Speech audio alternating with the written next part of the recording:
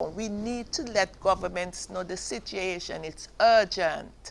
The environment is changing very fast. For me, from a small island impacted by hurricanes, if we don't get that, global temperature down, it's worse for us. Our whole lives can be lost overnight in a hurricane. We don't have nowhere to run to, We're a small island. So there's need for quick actions, for us to be ambitious and to take the situation for urgency. My name is Ruth Spencer. I'm from the Caribbean island of Antigua, Barbuda. I am IPBES Stakeholder. I may have been the only NGO on the country to have attended meetings, and so I'm here to build capacity, to take back to my country, to share with our local groups, also with the government stakeholders. As you would know, assessments are done, and how do local groups be a part of the assessments?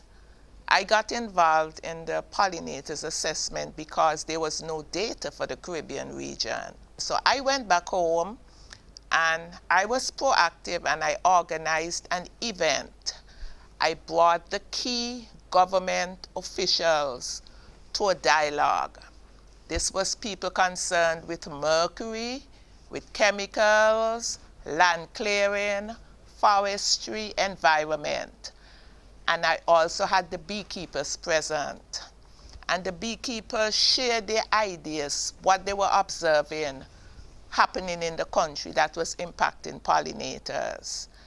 And some of the issues related to chemicals being used, killing the bees, some related to rampant clearing for development, some related to new species that the people identified that the government wasn't even aware of.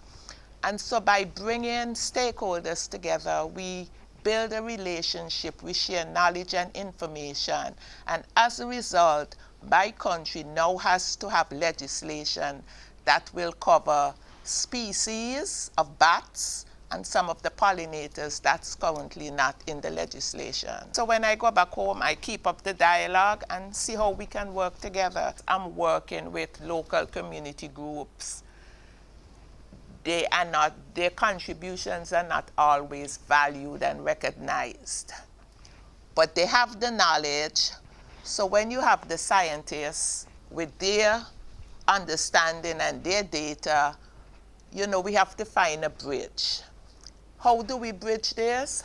We bring them together. When you share, you build partnerships. It's possible, it just means stakeholders have to come together and we have to share information and, try and bridge the gaps. But I think it's happening in my country because as a result of the work that's going on, the government has put not only myself, but many of the local groups on national committees.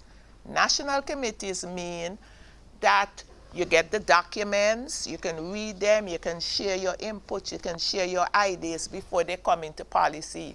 So already our work is valued and the government recognizes what we're doing. But I do a lot of outreach work, so the more knowledge and understanding that I get, I can pass on to the local groups because that's where the action is. The work is out in the communities. They're the ones who are going to either buy into the process of preserving the environment, of conserving nature.